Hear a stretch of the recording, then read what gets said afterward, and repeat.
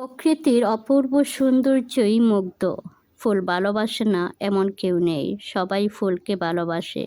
প্রকৃতির সৌন্দর্য দেখে সবাই হারিয়ে যায়।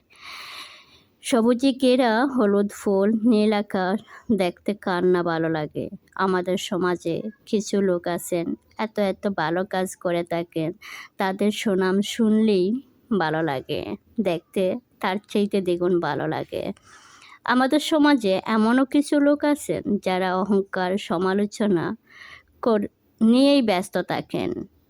আপনার সমালোচনা, আপনার অহংকার কাউকে থামিয়ে রাখতে পারবে না। আপনার সমালোচনা, আপনার অহংকার আপনাকেই পিছনে নিয়ে যাবে। তাই সমালোচনা নয়, আলোচনা করেন। অহংকার নয়, ভালোবাসুন।